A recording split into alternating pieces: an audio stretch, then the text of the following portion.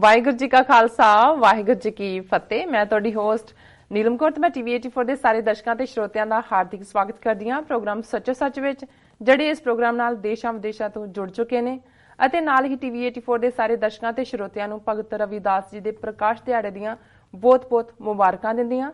ਇਸੇ ਮੁਬਾਰਕ ਦਿਹਾੜੇ ਨਾਲ ਸੰਬੰਧਿਤ ਅੱਜ ਆਪਾਂ ਵਿਚਾਰ ਚਰਚਾਵਾਂ ਕਰਾਂਗੇ ਡਾਕਟਰ ਅਮਰਜੀਤ ਸਿੰਘ ਜੀ ਦੇ ਨਾਲ, ਜਿਹੜੇ ਕਿ ਇਸ ਟਾਈਮ ਮੇਰੇ ਨਾਲ ਬੈਠੇ ਹੋਏ ਨੇ ਸਟੂਡੀਓ ਦੇ ਵਿੱਚ। ਜੀ ਡਾਕਟਰ ਸਾਹਿਬ, ਵਾਹਿਗੁਰੂ ਜੀ ਕਾ ਖਾਲਸਾ ਵਾਹਿਗੁਰੂ ਜੀ ਕੀ ਫਤਿਹ।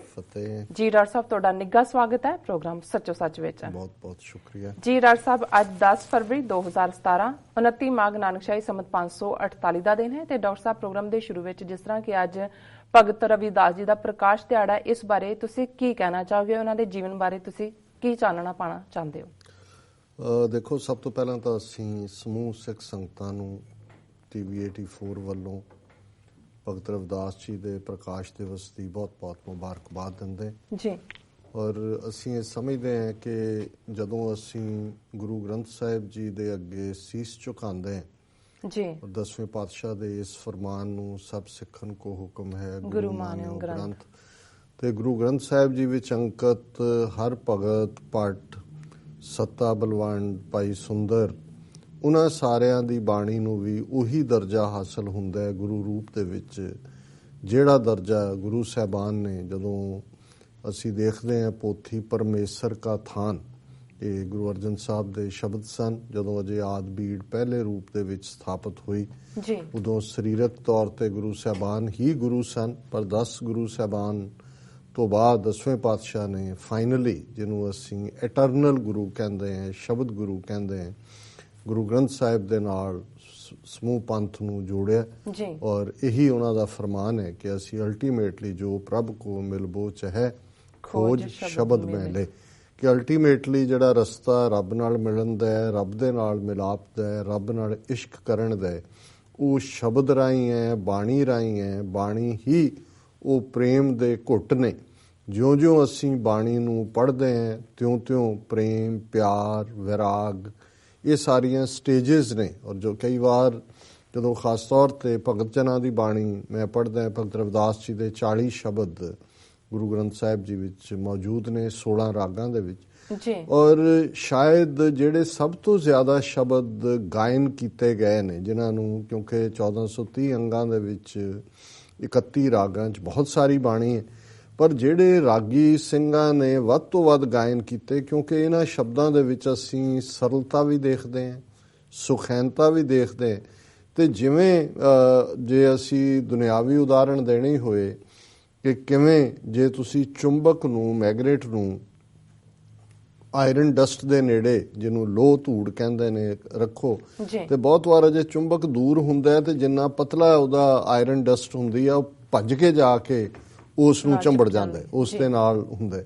ਔਰ ਇਸੇ ਤਰ੍ਹਾਂ ਜਦੋਂ ਅਸੀਂ ਭਗਤ ਰਵਿਦਾਸ ਜੀ ਦੀ ਬਾਣੀ ਦੇ ਵਿੱਚ ਇਸ ਕਿਸਮ ਦੇ ਵੈਰਾਗ ਦੀ ਕਾਂਗ ਹੈ, ਇਸ ਕਿਸਮ ਦੀ ਆਜ਼ਜ਼ੀ ਹੈ, ਇਸ ਕਿਸਮ ਦਾ ਨਿਮਾਣਾਪਨ ਹੈ, ਜਿਹਦੇ ਨਾਲ ਤੁਸੀਂ ਇੱਕਦਮ ਉਸ ਉਹ ਜਿਹੜੀ ਤੁਹਾਡੀ ਰੂਹ ਪਿਆਸੀ ਹੈ, ਜਿਸ ਦੇ ਵਿੱਚ ਤੜਪ ਹੈ, ਜਿਸ ਦੇ ਵਿੱਚ ਉਸ ਪਿਆਰੇ ਨੂੰ ਮਿਲਣ ਦੀ ਤਾਂਘ ਹੈ, ਤੁਸੀਂ ਉਹਨਾਂ ਦੀ ਬਾਣੀ ਦੇ ਜਿਹੜੇ ਸ਼ਬਦ ਨੇ ਉਹਨਾਂ ਦੇ ਨਾਲ ਇਕਮਿਕਤਾ ਮਹਿਸੂਸ ਕਰਦੇ ਹੋ। ਔਰ ਸ਼ਾਇਦ ਇਹੀ ਕਾਰਨ ਹੈ ਕਿ ਉਸ, ਜੇ ਅਸੀਂ ਦਰਸ਼ਨ ਦੀਜੈ ਖੋਲ ਕਵਾੜ ਤੋਂ ਸ਼ੁਰੂ ਕਰਦੇ ਹਾਂ, ਜਾਂ ਵਡਿਆਈ ਦੀ ਗੱਲ ਅਸੀਂ ਦੇਖਦੇ ਹਾਂ ਕਿ ਜਦੋਂ ਤੁਸੀਂ ਨਿਰੰਕਾਰ ਦੇ ਸਨਮੁਖ ਆਪਣੇ ਆਪ ਨੂੰ ਬਿਲਕੁਲ ਆਜ਼ਜ਼ੀ ਦੇ ਨਾਲ, ਐਸੀ ਲਾਲ ਤੁਝ ਬਿਨ ਕੌਣ ਕਰੇ, ਗਰੀਬ ਨਿਵਾਜ਼ ਗੁਸਈਆਂ ਮੇਰਾ, ਮਾਥੈ ਛਤਰ ਧਰੇ, ਜਾਂ ਕੀ ਛੋਤ ਜਗਤ ਕੋ ਲਾਗੇ, ਤਾਂ ਪਰ ਤੂੰ ਹੀ ਟਰੇ, ਨੀਚੋਂ ਊਚ ਕਰੇ ਮੇਰਾ ਗੋਬਿੰਦ, ਕਾਹੂ ਤੇ ਨਾ ਡਰੇ,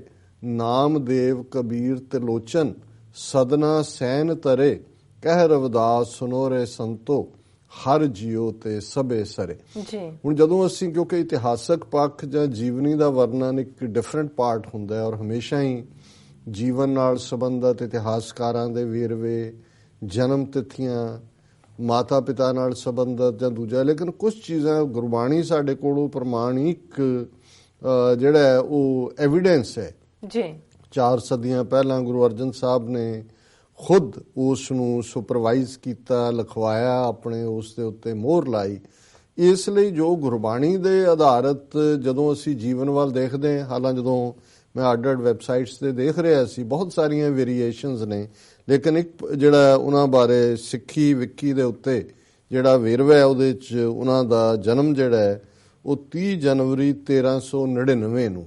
ਹੁਣ ਜੇ ਅਸੀਂ ਇਸ ਨੂੰ ਕੱਟ ਆਫ ਡੇਟ ਮੰਨੀਏ ਤੇ ਆਲਮੋਸਟ ਗੁਰੂ ਨਾਨਕ ਸਾਹਿਬ ਤੋਂ ਇਹ ਜਿਹੜਾ 70 ਸਾਲ ਪਹਿਲਾਂ ਉਹਨਾਂ ਦਾ ਜਿਹੜਾ ਪ੍ਰਕਾਸ਼ ਹੁੰਦਾ ਹੈ। ਇਸ ਬਾਰੇ ਸਾਰੇ ਸਹਿਮਤ ਨੇ ਕਿ ਉਹਨਾਂ ਦਾ ਜਨਮ ਬਨਾਰਸ ਦੇ ਵਿੱਚ, ਔਰ ਉਹਨਾਂ ਨੇ ਆਪਣਾ ਜੀਵਨ ਵੀ ਗੰਗਾ ਦੇ ਕੰਢੇ ਬਨਾਰਸ ਦੇ ਵਿੱਚ ਗੁਜ਼ਾਰਿਆ।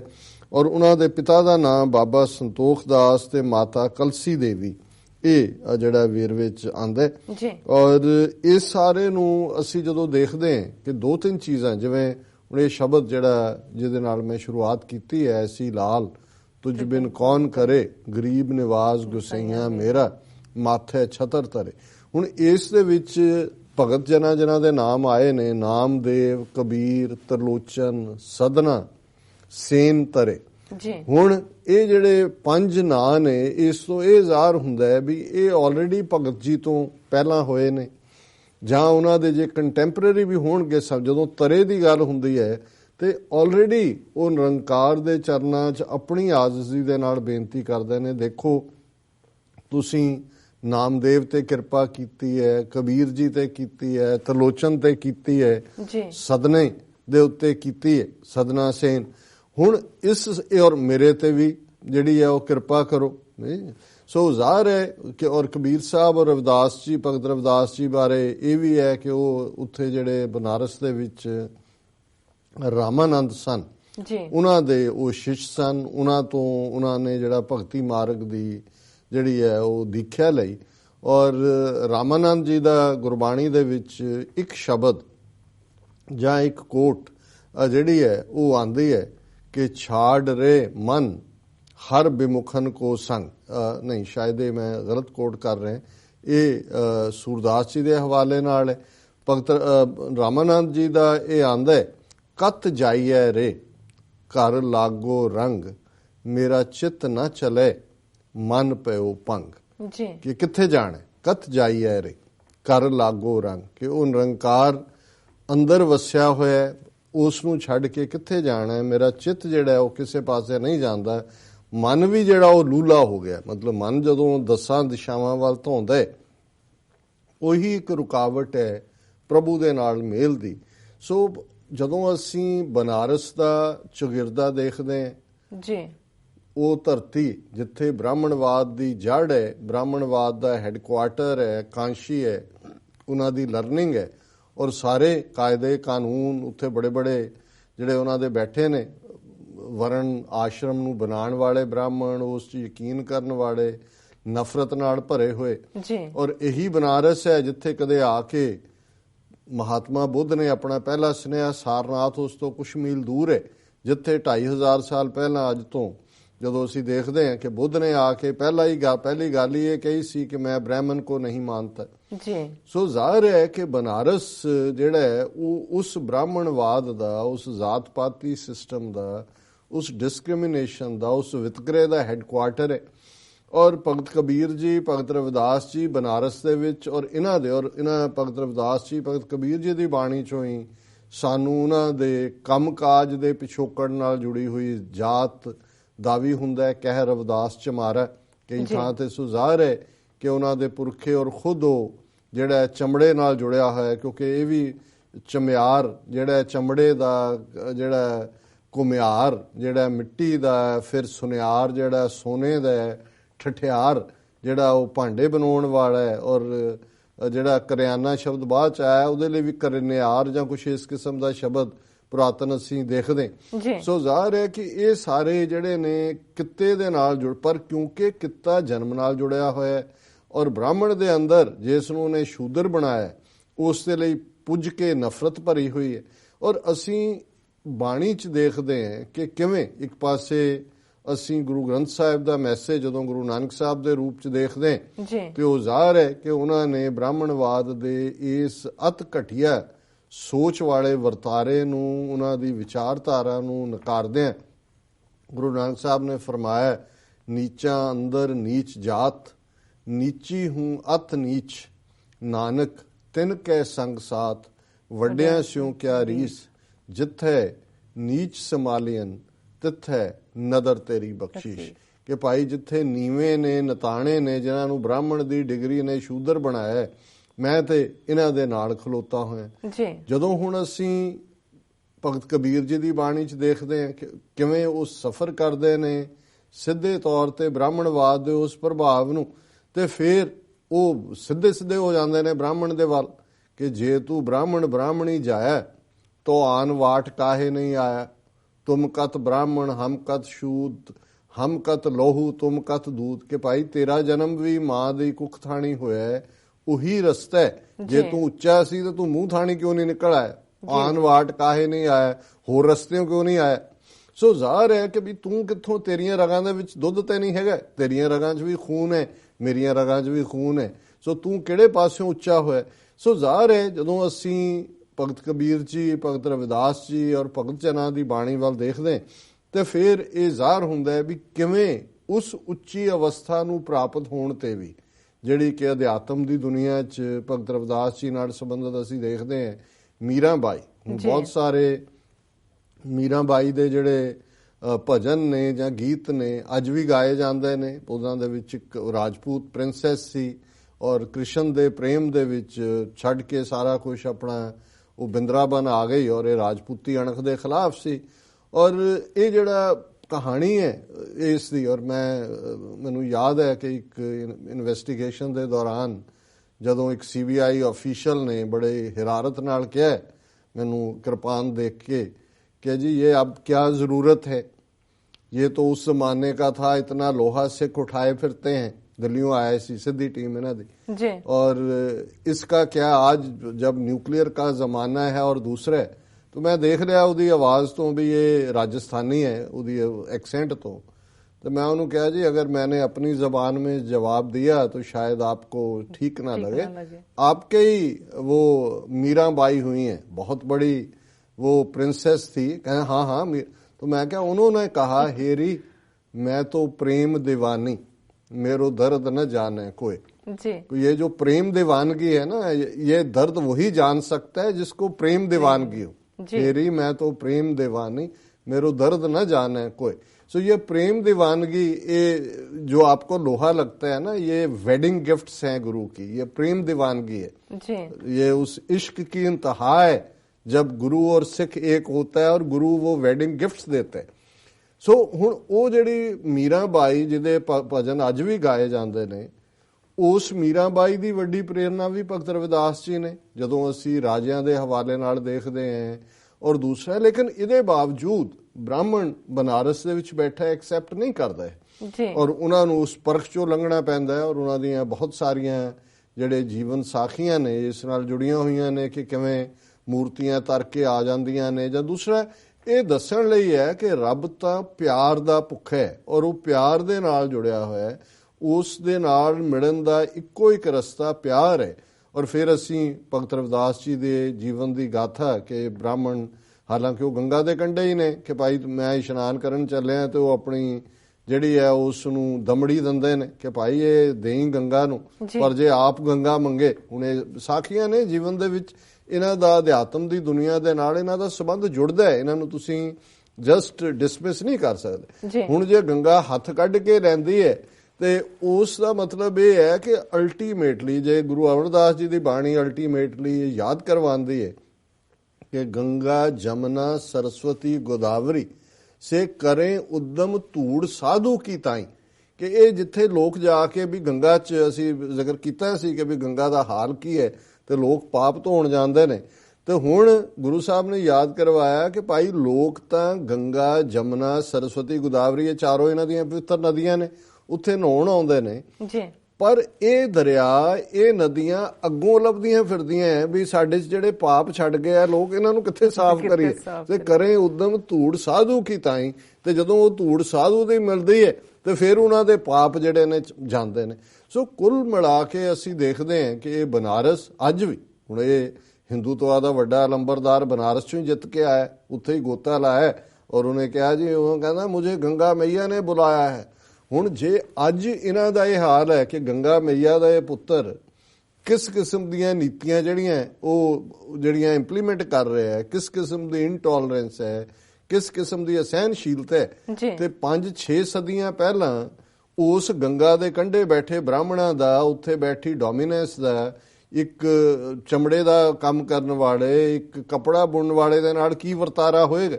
ਜੇ ਅੱਜ ਐਟੀਟਿਊਡ ਦੇਖੋ, ਅੱਜ ਜੋ ਕੁਝ ਦਲਿਤਾਂ ਦੇ ਨਾਲ ਭਾਰਤ ਭਾਰਤ ਦੇ ਵਿੱਚ 70 ਸਾਲ ਬਾਅਦ ਸੰਵਿਧਾਨ 'ਚ ਰਿਜ਼ਰਵੇਸ਼ਨ ਦੀ ਗੱਲ, ਸੰਵਿਧਾਨ ਦੇ ਪਿਤਾਮਾ ਡਾਕਟਰ ਅੰਬੇਦਕਰ, ਇਹਦੇ ਬਾਵਜੂਦ ਕਿਸ ਕਿਸਮ ਦਾ ਜਿਹੜਾ ਵਰਤਾਰਾ ਹੈ, ਤੇ ਫਿਰ ਇਹ ਸਮਝਣਾ ਔਖਾ ਨਹੀਂ ਹੈ ਕਿ ਕਿਸ ਕਿਸਮ ਦਾ ਇਹ ਸਮਾਜ ਹੋਏਗਾ ਉਦੋਂ। ਔਰ ਬੇਸ਼ੱਕ ਜਦੋਂ ਅਸੀਂ ਭਗਤ ਰਵਿਦਾਸ ਜੀ ਦੇ, ਜਿਵੇਂ ਮੈਂ 40 ਸ਼ਬਦਾਂ ਦਾ ਜ਼ਿਕਰ ਕੀਤਾ, ਮੈਨੂੰ ਆਲਮੋਸਟ ਸਾਰੇ ਹੀ ਬਹੁਤ ਪਿਆਰੇ ਲੱਗਦੇ ਨੇ। ਬਾਣੀ ਦਾ ਤਾਂ ਹਰ ਇੱਕ ਸ਼ਬਦ ਪਿਆਰਾ ਹੈ, ਲੇਕਿਨ ਜਿਨ੍ਹਾਂ ਨਾਲ ਤੁਸੀਂ ਬਹੁਤ ਰਿਲੇਟ ਕਰਦੇ ਹੋ।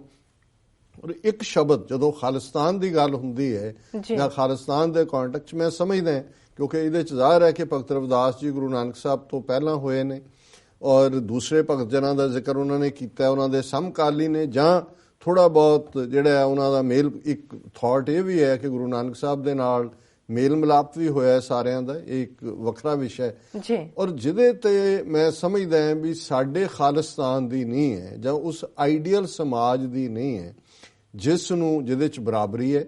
ਜੇ ਗੁਰੂ ਨਾਨਕ ਸਾਹਿਬ ਨੇ ਨਿਮਾਣਿਆਂ ਨਿਤਾਣਿਆਂ ਨਾਲ ਖਲੋਣ ਦੀ ਗੱਲ ਕੀਤੀ, ਤੇ 10ਵੇਂ ਪਾਤਸ਼ਾਹ ਰੰਗਰੇਟੇ ਗੁਰੂ ਕੇ ਬੇਟੇ ਦੇ ਨਾਲ ਗੱਲ ਨਾਲ ਲਾਉਂਦੇ ਨੇ, ਔਰ ਫਿਰ ਉਹਨਾਂ ਨੂੰ ਅੰਮ੍ਰਿਤ ਛਕਾਉਣ ਤੋਂ ਬਾਅਦ ਜਦੋਂ ਇਹ ਆਦੇਸ਼ 10ਵੇਂ ਪਾਤਸ਼ਾਹ ਦਾ ਹੈ ਵੀ ਅੱਜ ਤੋਂ ਤੁਹਾਡੀ ਕੁਲ ਨਾਸ, ਕਰਮ ਨਾਸ, ਕਿਰਤ ਨਾਸ, ਵਰਣ ਨਾਸ, ਭਰਮ ਨਾਸ, ਤੁਸੀਂ ਖਾਲਸਾ ਹੋ, ਤੇ ਫਿਰ ਇਹ ਵਡਿਆਈ ਇਨ ਗਰੀਬ ਸਿੱਖਨ ਕੋ ਦੇਉ ਪਾਤਸ਼ਾਹੀ, ਇਹ ਯਾਦ ਰੱਖੇ ਹਮਰੀ ਗੁਰਿਆਈ।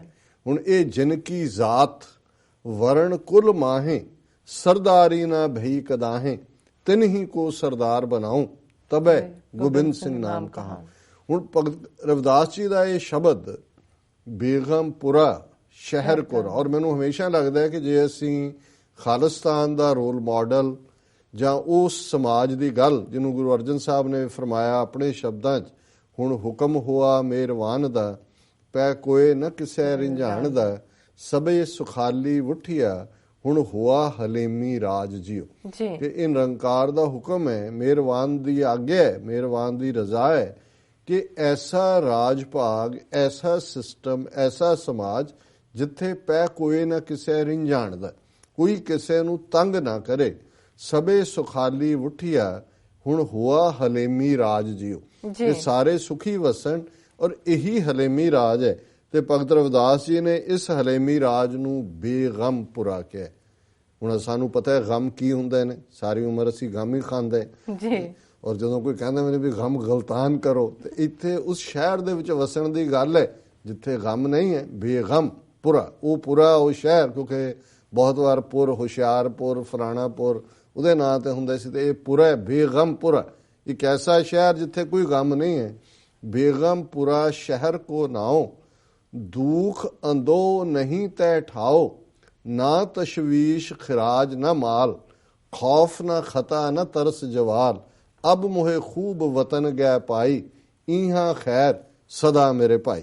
ਹੁਣ ਉਹਾਂ ਖੈਰ ਸਦਾ ਮੇਰੇ ਭਾਈ, ਕਿ ਭਾਈ ਉਹ ਸ਼ਹਿਰ ਜਿੱਥੇ ਕੋਈ ਦੁੱਖ ਨਹੀਂ ਹੈ, ਕੋਈ ਅੰਦੇਸ਼ਾ ਨਹੀਂ ਹੈ, ਕੋਈ ਸ਼ੱਕ ਸ਼ੁਬਾ ਨਹੀਂ ਹੈ, ਕੋਈ ਉੱਥੇ ਤਸ਼ਵੀਸ਼, ਇੰਟੈਰੋਗੇਸ਼ਨ ਨਹੀਂ ਹੁੰਦੀ, ਆ ਕੇ ਪੁਲਿਸ ਨਹੀਂ ਰਾਤ ਨੂੰ ਚੁੱਕ ਕੇ ਲੈ ਜਾਂਦੀ, ਕੋਈ ਤੁਹਾਡੇ ਟੈਕਸ ਨਹੀਂ ਲੱਗ ਰਹੇ ਜਿਵੇਂ ਉਹ ਜੇਤਲੀ ਨੇ ਸੁੱਤੇ ਪਏ ਲੋਕਾਂ ਦੇ ਸਵੇਰੇ ਜਿਹੜੇ ਨੇ ਪਹਿਲਾਂ ਤਾਂ ਪੈਸੇ ਖੋਹ ਲਏ ਡੀਮੋਨੇਟਾਈਜੇਸ਼ਨ ਕਰਕੇ, ਕਾਲਾ ਮਨੀ ਤਾਂ ਬਾਹਰੋਂ ਲਿਆਣਾ ਸੀ ਜੀ, ਹਰ ਕੇ ਅਕਾਊਂਟ में 15 ਲੱਖ ਹੋਗਾ। 15 ਲੱਖ ਕੀ ਹੋਣਾ, ਜਿਹੜੇ ਵਿਚਾਰੀਆਂ ਬੀਬੀਆਂ ਨੇ ਕੋਈ ਗੰਢਾਂ ਦੇ ਕੇ ਲੁਕੋਇਆ ਸੀ, ਉਹ ਵੀ ਸਾਰੇ ਨੋਟ ਬੈਂਕਾਂ ਦੇ ਹਵਾਲੇ ਹੋ ਗਏ, ਔਰ ਗੱਲ ਮੁਕਾ ਦਿੱਤੀ। ਹੁਣ ਇਹ ਹੈ ਜਦੋਂ ਤੁਸੀਂ ਤਸ਼ਵੀਸ਼ ਤੇ ਖਰਾਜ ਟੈਕਸ ਨੂੰ ਕਹਿੰਦੇ ਨੇ, ਬਈ ਉੱਥੇ ਕੋਈ ਤਸ਼ਵੀਸ਼, ਕੋਈ ਇੰਟੈਰੋਗੇਸ਼ਨ, ਕੋਈ ਖਰਾਜ ਨਾ ਮਾਲ, ਖੌਫ ਨਾ ਖਤਾ ਨਾ ਤਰਸ ਜਵਾਲ, ਕੋਈ ਡਰ ਦੇ ਵਿੱਚ ਰਹਿਣ ਵਾਲੀ ਗੱਲ ਨਹੀਂ। ਅੱਜ ਦੇ ਤੁਸੀਂ ਇੰਡੀਅਨ ਸਿਸਟਮ 'ਚ ਦੇਖੋ, ਲੋਕ ਇੱਕ ਖੌਫ 'ਚ ਰਹਿੰਦੇ ਨੇ ਜੀ, ਇੱਕ ਉਹ ਫੀਅਰ ਹੈ।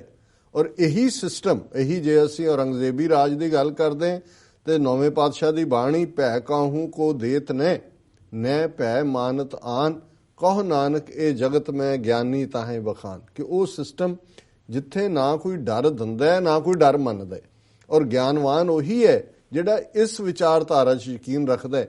ਸੋ ਹੁਣ ਇਹ ਅਬ ਮੋਏ ਖੂਬ ਵਤਨ ਗਿਆ ਹੈ ਭਾਈ, ਕਿ ਆ ਹੈ ਅਸਲੀ ਗੱਲ, ਉਹਾਂ ਖੈਰ ਸਦਾ ਮੇਰੇ ਭਾਈ। ਉਸ ਸ਼ਹਿਰ ਦੇ ਵਿੱਚ ਸਾਰੇ ਖੈਰ ਨਾਲ ਵਸਦੇ ਨੇ, ਸੁਖੀ ਸਾਂਦੀ ਵਸਦੇ ਨੇ, ਔਰ ਇਹ ਕਾਇਮ ਦਾਇਮ ਸਦਾ ਪਾਤਸ਼ਾਹੀ, ਦੋਮ ਨਾ ਸੇਮ ਏਕ ਸੋ ਆਹੀ। ਹੁਣ ਅਸੀਂ ਕਾਊਂਟਿੰਗ ਕਰਦੇ ਹਾਂ 1 2 3।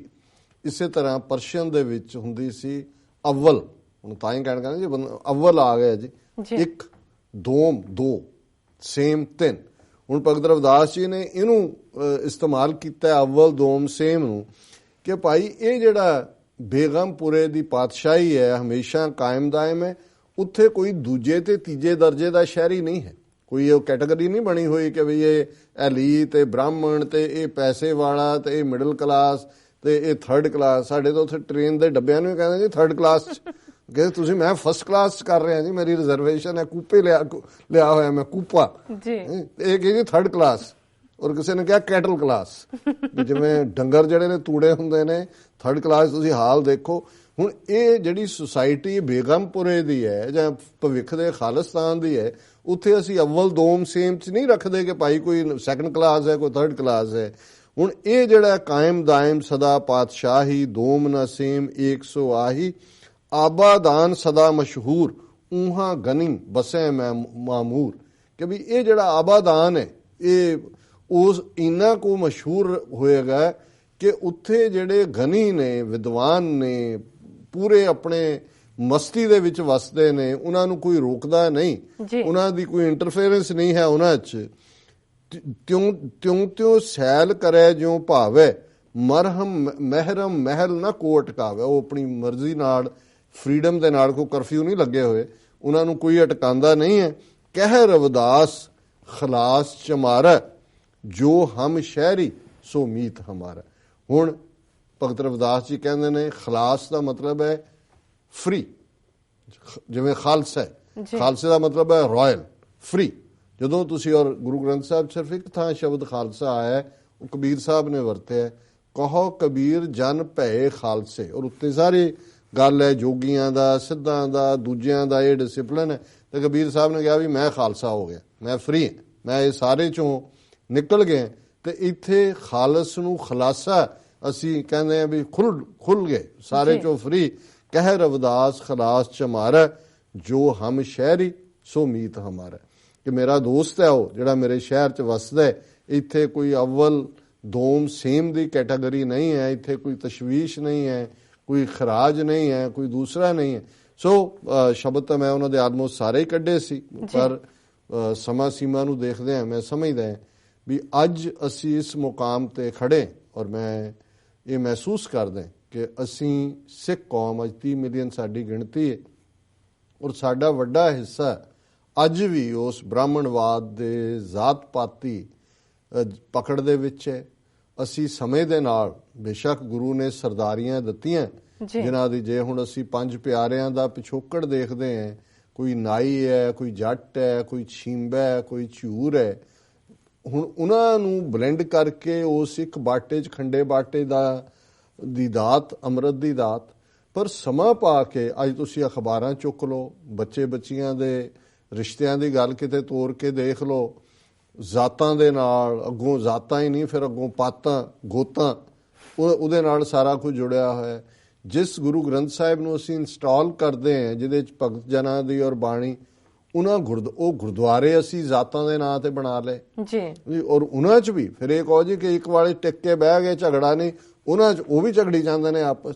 ਪਹਿਲਾਂ ਦੂਸਰਿਆਂ ਨਾਲ ਝਗੜੇ ਹੁੰਦੇ ਨੇ ਕਿ ਜੀ ਸਾਨੂੰ ਥਾਂ ਨਹੀਂ ਮਿਲਦੀ, ਅਸੀਂ ਇਸ। ਸੋ ਕੁੱਲ ਮਿਲਾ ਕੇ ਅਸੀਂ ਸਿੱਖ ਕੌਮ, ਔਰ ਮੈਂ ਹਮੇਸ਼ਾ ਹੀ ਇੱਕ ਸਟੇਟਮੈਂਟ ਦਿੰਦਾ, ਮੈਂ ਹਮੇਸ਼ਾ ਹੀ ਇਹਨੂੰ ਲਿਖਦਾ ਵੀ ਹਾਂ, ਕਈ ਵਾਰ ਹੋਏਗਾ ਜੀ ਦਲਿਤਾਂ ਨਾਲ ਕੀ ਰਿਲੇਸ਼ਨਸ਼ਿਪ ਹੋ, ਮੈਂ ਕਿਹਾ ਜੀ ਕਿਹੜੀ ਰਿਲੇਸ਼ਨਸ਼ਿਪ? ਜੇ ਤੁਸੀਂ ਡਿਫਾਈਨ ਕਰਨੇ Sikhs of the Dalits, by the Dalits, for the Dalits, ਕਿ ਸਿੱਖੀ ਧਰਮ ਤਾਂ ਆਇਆ ਹੀ ਨਿਮਾਣਿਆਂ ਨਤਾਣਿਆਂ ਦੀ ਐਮਪਾਵਰਮੈਂਟ ਲਈ ਹੈ, ਵਿਮਨ ਐਮਪਾਵਰਮੈਂਟ ਲਈ ਹੈ। ਅਸੀਂ ਔਰਤਾਂ ਨੂੰ ਵੀ ਉਸੇ ਹੀ ਬ੍ਰਾਹਮਣਵਾਦ ਦੇ ਥਾਟ ਪ੍ਰੋਸੈਸ ਦੇ ਵਿੱਚ ਧੱਕ ਦਿੱਤਾ ਹੈ, ਔਰ ਉਹੀ ਉਹਨਾਂ ਨੂੰ ਜਿਹੜਾ ਉਹ ਕੋਮਲ ਕਲੀਆਂ ਬਣਾ ਦਿੱਤਾ ਹੈ, ਔਰ ਉਸ ਕਿਸਮ ਦਾ ਹੀ ਜਿਹੜਾ ਬਿਲਕੁਲ ਜਿਹੜਾ ਇੱਕ ਜਿਹੜਾ ਸਿੰਘਣੀ ਦਾ ਰੋਲ ਗੁਰੂ ਕਲਗੀਧਰ ਪਾਤਸ਼ਾਹ ਨੇ 5 ਕਕਾਰੀ ਰੂਪ ਵਿੱਚ ਕੌਰ ਸ਼ਹਿਜ਼ਾਦੀਆਂ ਦੇ ਨਾਲ ਦਿੱਤਾ, ਔਰ ਅਸੀਂ ਦੇਖੀਏ ਕਿ ਵੀ ਕਿੱਥੇ ਜਾ ਕੇ ਅਸੀਂ ਲੈ ਗਏ।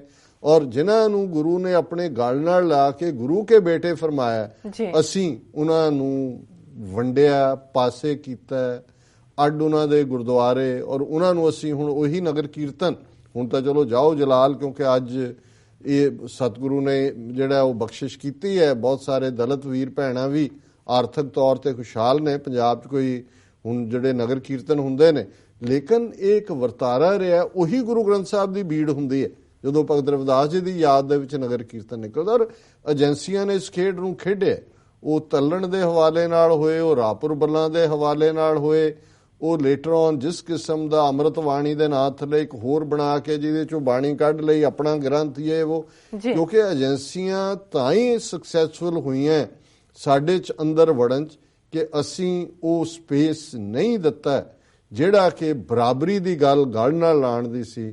ਸੋ ਮੈਂ ਸਮਝਦਾ ਵੀ ਅੱਜ ਇੱਥੇ ਅਸੀਂ ਸਮੂਹ ਸਿੱਖ ਸੰਗਤਾਂ ਨੂੰ ਮੁਬਾਰਕਬਾਦ ਦਿੰਦੇ ਹਾਂ ਭਗਤ ਰਵਿਦਾਸ ਜੀ ਦੇ ਪ੍ਰਕਾਸ਼ ਦਿਵਸ ਦੀ। ਉੱਥੇ ਅਸੀਂ ਇਹ ਆਸ ਵੀ ਕਰਦੇ ਹਾਂ ਕਿ ਆਪਣੇ ਅੰਦਰਲੇ ਬ੍ਰਾਹਮਣ ਨੂੰ ਮਾਰੀਏ। ਸਾਡੇ ਅੰਦਰੋਂ ਬ੍ਰਾਹਮਣ ਗਿਆ ਨਹੀਂ ਹੈ, ਉਹ ਤਾਂ ਹਰ ਰੋਜ਼ ਚੌਂਕੜੀ ਮਾਰ ਕੇ ਬੈਠਾ ਹੈ। ਸਾਡੀ ਸੋਚ ਦੇ ਅੰਦਰ ਜੰਤਰ ਮੰਤਰ ਤੰਤਰ ਜ਼ਾਤ ਪਾਤ, ਆ ਬਹੁਤੇ ਗੁਰਦੁਆਰਿਆਂ 'ਚ ਦੇਖ ਲਓ ਸ਼ਨੀਚਰਵਾਰ ਨੂੰ ਕਾਲੇ ਮਾਵਾਂ ਦਾ ਢੇਰ ਲੱਗਾ ਹੁੰਦਾ, ਪਤਾ ਨਹੀਂ ਕਿੱਥੋਂ ਕੀ ਮਣਸਕੇ ਆਉਂਦੇ ਨੇ, ਕਿਹਨੂੰ ਕੀ ਜਿਹੜਾ ਉਹ ਕਰਦੇ ਨੇ। ਜਿੱਥੇ ਵੱਡੀ ਗਿਣਤੀ ਹੈ ਟੋਰਾਂਟੋ, ਕਈ ਵਾਰੀ ਸੜਕ ਦੇ ਵਿਚਾਲੇ ਲਾਲ ਕੱਪੜੇ 'ਚ ਬੰਨ੍ਹ ਕੇ ਸੁੱਟਿਆ ਹੁੰਦਾ, ਉਹ ਟ੍ਰੈਫਿਕ ਜਾਮ ਹੋਏ ਹੁੰਦੇ ਨੇ, ਪੁਲਿਸ ਦੇਖਦੀ ਹੈ ਵੀ ਕੀ ਆ, ਉਹ ਕਹਿੰਦਾ ਨੋ ਨੋ ਨੋ ਇਹ ਕੀ ਆ, ਉਹ ਠੁੱਡ ਮਾਰ ਕੇ ਪਾਸ ਜਾਣਾ, ਮੂਵ ਕਰੋ ਟ੍ਰੈਫਿਕ ਜੀ। ਸੋ ਮਤਲਬ ਹੁਣ ਅਸੀਂ ਇਹਨਾਂ ਮੁਲਕਾਂ 'ਚ ਆ ਕੇ ਵੀ ਉਸ ਕਿਸਮ ਦਾ ਇਹ ਬ੍ਰਾਹਮਣਵਾਦ ਦਾ ਹੀ ਪਸਾਰ ਹੈ ਕਿ ਅਸੀਂ ਉਸ ਵਰਣ ਆਸ਼ਰਮ ਦੇ ਵਿੱਚ ਵਾਪਸ ਜਾ ਵੜੇ, ਔਰ ਇਹੀ ਸਾਡੇ ਲਈ ਅਸੀਂ ਗੁਰੂ ਸਾਹਿਬਾਨ ਦੇ ਪ੍ਰਕਾਸ਼ ਦਿਵਸ ਮਨਾਈਏ, ਭਗਤ ਜਨਾਂ ਦੇ ਮਨਾਈਏ।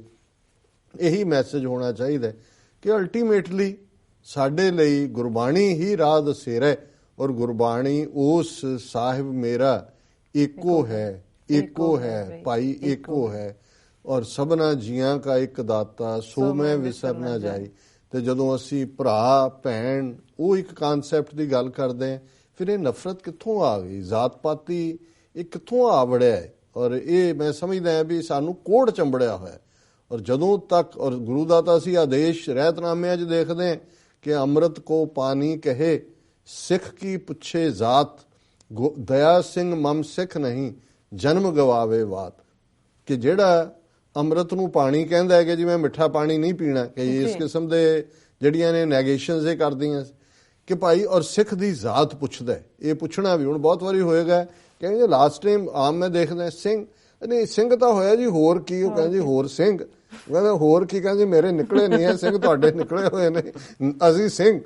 ਲੇਕਿਨ ਉਹ ਬਹੁਤੇ ਅੰਦਾਜ਼ਾ ਲਾਉਂਦੇ ਨੇ। ਔਰ ਮੈਨੂੰ ਖਾਲਸਾ ਨਾਲ ਲਿਖਣ ਤੋਂ ਵੀ ਮੈਨੂੰ ਯਾਦ ਹੈ ਇੱਕ ਜੂਇਸ਼ ਬੀਬੀ ਜਿਹੜੀ ਸਿੱਖੀ 'ਚ ਆਈ ਵਰਜੀਨੀਆ 'ਚ, ਅੱਜ ਤੋਂ 25 ਸਾਲ ਪੁਰਾਣੀ ਗੱਲ ਹੋਣੀ ਹੈ, ਤੇ ਉਹ ਮੈਨੂੰ ਕਹਿਣ ਲੱਗੀ ਕਿ ਵੀ ਸੰਤ ਜਰਨੈਲ ਸਿੰਘ ਜਿਹੜੇ ਨੇ ਉਹ ਆਪਣੇ ਡਾਊਨ ਟ੍ਰੋਡਨ 'ਚੋਂ ਆਏ ਸੀ। ਮੈਂ ਕਿਹਾ ਕਿਉਂ? ਮੈਂ ਕਿਹਾ ਸਾਡੇ 'ਚ ਤਾਂ ਕੋਈ ਡਾਊਨ ਟ੍ਰੋਡਨ ਅਪ ਟ੍ਰੋਡਨ। ਕਹਿੰਦੇ ਨਹੀਂ, ਮੈਨੂੰ ਇੱਥੇ ਇੱਕ ਦੱਸ ਰਹੇ ਸੀ ਕਿ ਆਪਣੇ ਨਾਂ ਨਾਲ ਖਾਲਸਾ ਉਹ ਲਾਉਂਦਾ ਜਿਹੜਾ ਉੱਚੀ ਜਾਤ ਦਾ ਨਹੀਂ ਹੁੰਦਾ, ਬਾਕੀ ਸਾਰੇ ਡਿਸਪਲੇ। ਮੈਂ ਕਿਹਾ ਭਲਾ ਕਰੇ ਰੱਬ ਬੀਬੀ ਤੇਰਾ। ਮੈਂ ਕਿਹਾ ਵੀ ਇਸ ਪਰ ਇਹ ਜ਼ਰੂਰ ਉਹਨੂੰ ਕਿਸੇ ਲਰਨਡ ਬੰਦੇ ਨੇ ਕਿਹਾ ਹੋਣਾ। ਫਿਰ ਮੈਨੂੰ ਖਿਆਲ ਆਇਆ, ਮੈਂ ਕਿਹਾ ਜੀ ਇਹ ਜਦੋਂ 20ਵੀਂ ਸਦੀ ਦੀ ਬਿਗਨਿੰਗ 'ਚ ਹਰਿਮੰਦਰ ਸਾਹਿਬ ਦੇ ਪੁਜਾਰੀ ਅਕਾਲ ਤਖਤ ਦੇ ਇਹਨਾਂ ਦਾ ਪ੍ਰਸ਼ਾਦ ਹੀ ਨਹੀਂ ਸੀ ਮਨਜ਼ੂਰ ਕਰਦੇ ਕਿ ਨੀਵੀਂ ਜ਼ਾਤ ਦਾ, ਤਾਂ ਉਦੋਂ ਖਾਲਸਾ ਬਰਾਦਰੀ ਕਹਿੰਦੇ ਸੀ ਉਹਨਾਂ ਨੂੰ ਕਿ ਜੀ ਸੋ ਉਹ ਕਿਸੇ ਨੇ ਕਿਹਾ ਹੋਣਾ ਹੈ ਕਿ ਜੀ ਅਸਲੀ ਖਾਲਸੇ ਇਹ ਨੇ, ਤੇ ਉਹਨੂੰ ਕਿਸੇ ਕਿਹਾ ਕਿ ਇਹ ਜਿਹੜਾ ਜਿਹਨਾਂ ਦਾ ਆਪਣਾ ਨਹੀਂ ਨਾ ਹੁੰਦਾ ਕੁਝ ਲਿਖਣ ਨੂੰ, ਉਹ ਖਾਲਸਾ ਲਿਖ ਲੈਂਦੇ ਨੇ ਨਾਲ ਜੀ। ਔਰ ਤੁਸੀਂ ਉਹ ਸ਼ਬਦ ਸੁਣੋ ਅੱਜ ਵੀ, ਕੋਈ ਚੌਥੇ ਪੌੜੇ ਵਾਲਾ ਜੀ ਕਿ ਚੌਥੀ ਪੌੜੀ ਤੇ ਖੜਾ, ਕੋਈ ਹੋਰ ਇਸ ਕਿਸਮ ਦੇ ਘ੍ਰਿਣਿਤ ਜਿਹੜੇ ਸ਼ਬਦ ਨੇ। ਜੇ ਹਰੀਜਨ ਸ਼ਬਦ ਆ ਗਿਆ, ਉਹ ਗਾਂਧੀ ਨੇ ਐਸਾ ਘਟੀਆ ਸ਼ਬਦ ਕੱਢਿਆ, ਉਹਦਾ ਕੀ ਮਤਲਬ ਹੈ ਉਹ ਇੱਕ ਵੱਖਰੀ ਗੱਲ ਹੈ। ਔਰ ਅੱਜ ਜਦੋਂ ਕਿ ਦਲਿਤ ਸ਼ਬਦ ਅਸੀਂ ਇਸਤੇਮਾਲ ਕਰਦੇ ਹਾਂ, ਕੋਈ ਜ਼ਾਤ ਸੂਚਕ ਨਹੀਂ ਹੈ। ਦਲਿਤ ਦਾ ਮਤਲਬ ਹੈ ਦਲਿਆ ਹੋਇਆ, ਜਿਹੜਾ ਸੁਪਰੈਸਡ ਹੈ, ਓਪਰੈਸਡ ਹੈ, ਜਿਨ੍ਹਾਂ ਦੇ ਉੱਤੇ ਜ਼ੁਲਮ ਹੋਏ ਨੇ 4000 ਸਾਲ ਤੋਂ। ਔਰ ਅਸੀਂ ਵੀ ਇਸ ਤੋਂ ਬਰੀ ਨਹੀਂ ਹੋ ਸਕਦੇ ਕਿ 5 ਸਦੀਆਂ ਬਾਅਦ ਵੀ ਸਾਡੀ ਮਾਨਸਿਕਤਾ ਚੋਂ ਬ੍ਰਾਹਮਣ ਅਜੇ ਨਹੀਂ ਨਿਕਲੇ। ਜੀ ਸੋ ਸਮੂਹ ਸਿੱਖ ਸੰਗਤ ਨੂੰ ਬਹੁਤ ਬਹੁਤ ਮੁਬਾਰਕ ਭਗਤ ਜੀ ਦਾ ਪ੍ਰਕਾਸ਼ ਦਿਵਸ। ਜੀ ਡਾਕਟਰ ਸਾਹਿਬ ਤੁਹਾਡਾ ਬਹੁਤ ਬਹੁਤ ਸ਼ੁਕਰੀਆ। ਤੁਸੀਂ ਭਗਤ ਰਵਿਦਾਸ ਜੀ ਦੇ ਪ੍ਰਕਾਸ਼ ਦਿਹਾੜੇ ਤੇ ਤੁਸੀਂ ਆਪਣੇ ਵਿਚਾਰ ਸਾਡੇ ਦਰਸ਼ਕਾਂ ਨਾਲ ਸਾਂਝੇ ਕੀਤੇ ਨੇ ਤੇ ਇੱਥੇ ਲੈਣੇ ਆਪਣੇ ਵਿਊਅਰਸ ਕੋਲੋਂ ਬ੍ਰੇਕ। ਵਿਊਅਰਸ ਤੁਸੀਂ ਸਾਡੇ ਨਾਲ ਇਸ ਤਰ੍ਹਾਂ ਬਣੇ ਰਹਿਣਾ। ਮਿਲਦੇ ਹਾਂ ਆਫਟਰ ਦਿਸ ਸ਼ਾਰਟ ਬ੍ਰੇਕ।